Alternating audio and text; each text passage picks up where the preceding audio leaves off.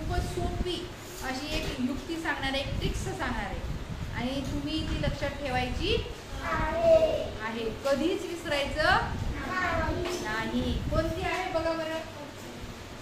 बघा, गुणाकाराची आहे. पण गुणाकाराची असताना याला एक नियम आहे. काय? समजा माझ्या समोर 23 गुणिला 10 असं दिलेलं आहे.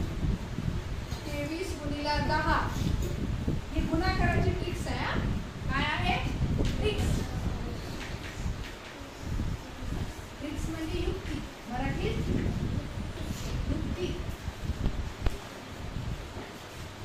बघा, सोपं गणित आहे. 23 गुणिला 10. मग आपण काय करतो? 23 गुणिला 10 याचा गुणाकार करत असतो. तर गुणाकार न करता डायरेक्ट उत्तर कसं लिहायचं बघा. डायरेक्ट उत्तर लिहिल्यामुळं आपला एक तर वेळही वाचतो आणि गणिती क्रिया करायच्या ज्या पायऱ्या आहेत त्याही वाचतात आणि चटकन आपल्याला उत्तर लिहिता येतं. आता बघा, सोपी ट्रिक्स आहे. इथं काय आहे रे? आणि इथं काय आहे? नाही नाही, हे दोन्ही संख्या वाचा. 23 बरोबर आहे. इथं लिहायचं 23 आणि हा शून्य याच्या समोर मांडायचं. लगेच उत्तर आलं 220. बघा आलं ते. आता त्याचं तुम्ही गुणाकार करून बघा, तेवढंच उत्तर येते का नाही बघा.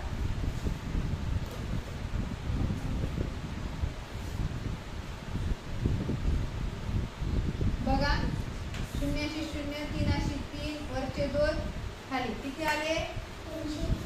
230. आणि आपण एका हे एवढं करत बसलो का पायऱ्या नाही. राधिका, झटकन एका सेकंदात उत्तर लिहिले. एका सेकंदात. किती आहे? वाचा गणित. 7 गुणिला 10. काय करायचं? 7 लिहायचे. 7 लिहायचे, 0 लिहायचा. 7 10 70, 10 सत्ते 70. आता इथं बघा, वाचा. 48 गुणिला 10.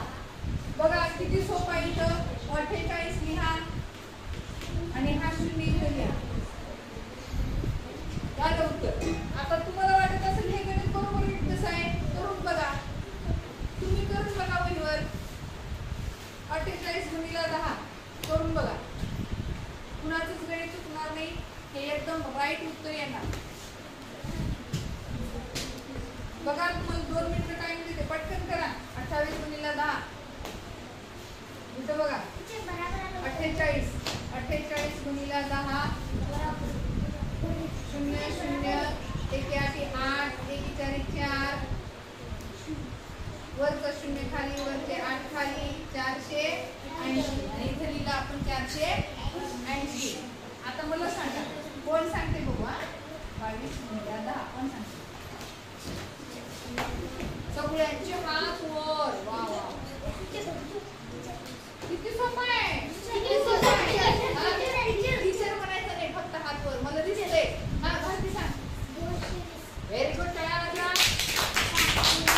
220. सोपं आहे की नाही रे? हा, खूप सोपं. पण म्हणलं की पण हे करत असताना इथं फक्त 10च असलं पाहिजे, लक्षात घ्या. किंवा इकडं 10 असलं तरी चालतं. समजा असं आहे 10 गुणिला 45. काय इकडे उत्तर सांगा बरं झटकन. पटकन. तसंच आहे ना, फक्त आपण अंक बदल केला. Very good. 450. काय करायचं? ही संख्या अशीच लिहायची आणि एक 0 त्याच्या समोर मांडायचा. फक्त 0 जो आहे तो संख्येच्या पुढे मांडायचा, बस. पण म्हणले मी, गुणाकार करत असताना या 2 संख्यापैकी एक संख्या कोणती पाहिजे? 10 पाहिजे. हे सगळ्या गोष्टीला लागू पडत नाही. जर इकडं जर असं असलं 12 आणि इकडं जर 48 असलं तर असं येईल का? हे नाही येणार. येणार का? नाही येणार. म्हणून ह्याला हे लागू पडत नाही. संख्येचा गुणाकार करत असताना तिथं गुणीला 10 आहे किंवा दोन संख्यामधला एखादा अंक 10 आहे तर तिथं आपल्याला ही ट्रिक्स कामी येते. लक्षात ठेवा. कोणत्याही संख्येला येते का? नाही. दोन संख्यापैकी एक संख्या काय पाहिजे रे? 10 पाहिजे. सांगा. 10 पाहिजे. आता बघा कोण सांगते?